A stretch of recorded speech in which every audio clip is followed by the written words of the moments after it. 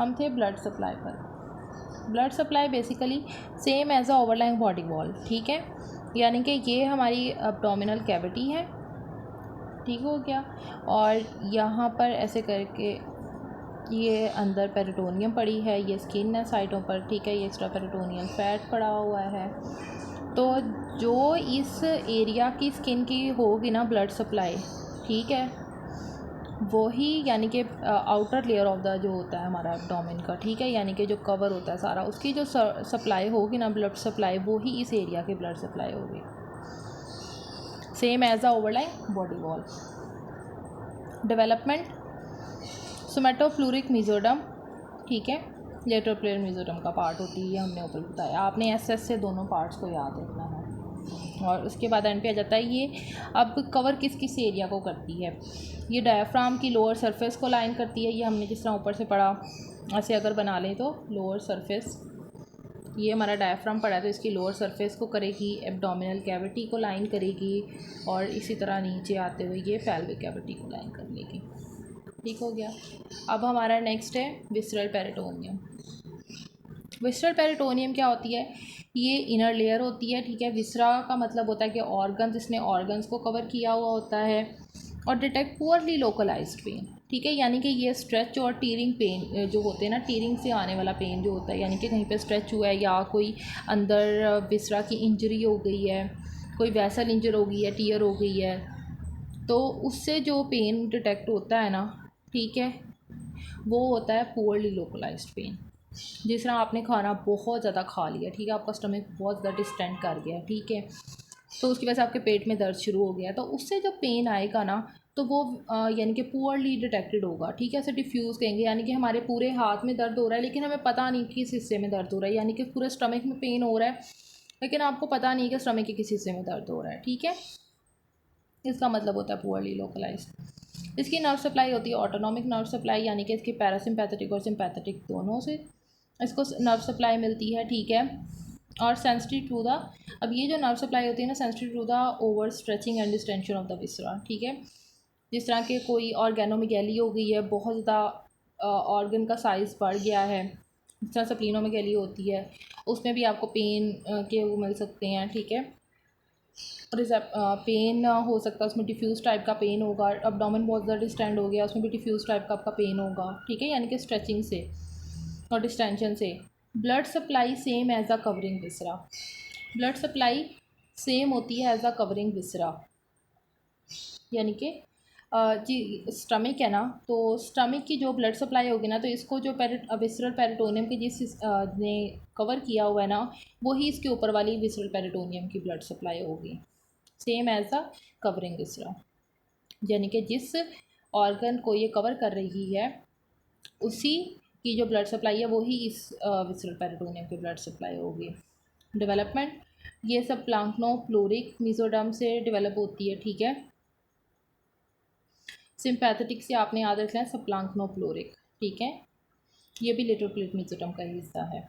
उसके बाद लाइन, ये किसको कवर करती है, ये basically organ under surface, under surface यानी कि इसके अंदर जो ऑर्गन पड़ा होगा, ये पेरिटोनियम है विसरल, ये पैराइटल पेरिटोनियम है बाहर से, ठीक है, तो ऑर्गन अंडर सरफेस जो इसके अंदर ऑर्गन पड़ा है ये उसको कवर करती है।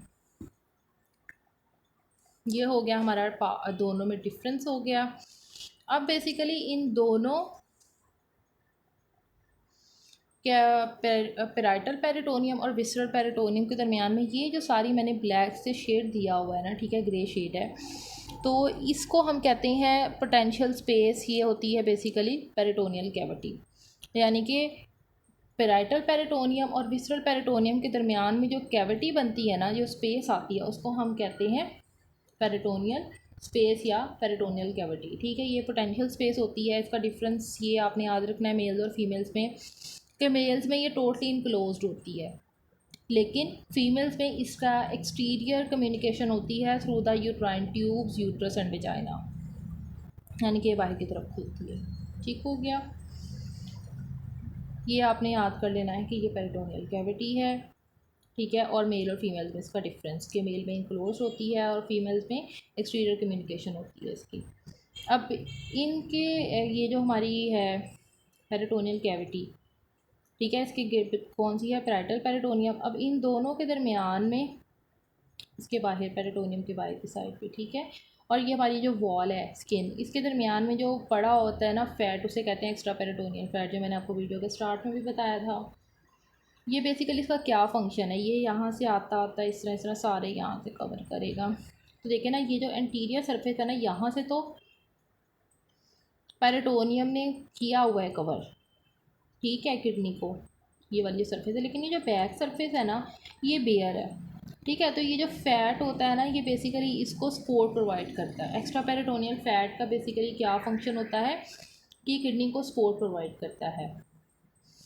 अब पेरिटोनियल कैविटी को हम दो पार्ट्स में डिवाइड कर देते हैं, ठीक है। ये देखिए, यहाँ से मैंने बनाया था कि ये स्टमक के इधर आके ना थोड़ा सा ऐसे एक्सपेंड कर जाती है, ठीक है।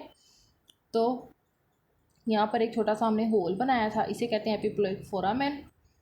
तो हम इसे दो पार्ट्स में डिवाइड करते हैं, ये होता है ग्रेटर सैक और ये होता है lesser sac. Greater sac basically क्या है, ये मेन कंपार्टमेंट होता है हमारे एब्डोमेन का, एब्डोमिनल कैविटी का, ठीक है। ये बेसिकली कहाँ से कहाँ तक एक्सटेंड करता है, डायफ्राम से लेके पेल्विक कैविटी, यानी कि ऊपर डायफ्राम से लेके नीचे सारा आ रहा होता है, ठीक है, नीचे पेल्विक कैविटी तक सारा फैला होता है।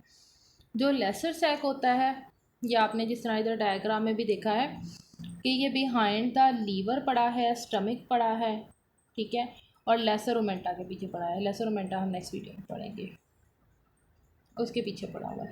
तो लेसर सैक को हम ओमेंटल बुर्सा भी कहते हैं। ये किसके पीछे पड़ा होता है, behind the stomach, liver and the lesser omenta. ये हमने पढ़ लिया ग्रेटर सैक और लेसर सैक को, यानी कि पेरिटोनियल। सबसे पहले मैं आपको बताती हूँ ना, जो पेरिटोनियल कैविटी थी, ठीक है, उसको हमने दो पार्ट्स में डिवाइड किया, पैराइटल पेरिटोनियम और विसरल पेरिटोनियम, ठीक है। फिर उन दोनों के दरमियान में जो कैविटी थी उसको हमने पेरिटोनियल कैविटी कहा। फिर उसको हमने दो पार्ट्स में डिवाइड किया, ग्रेटर सैक में और लेसर सैक में, ठीक है। ग्रेटर सैक सारे एब्डोमेन में डायफ्राम से लेके नीचे पेल्विस तक होता है। जो लेसर सैक होता है वो स्टमक के पीछे, ठीक है, होता है, लीवर के पीछे और ओमेंटल बुर्सा के पीछे, लेसर ओमेंटा के पीछे होता है, इसे ओमेंटल बुर्सा भी कहते हैं।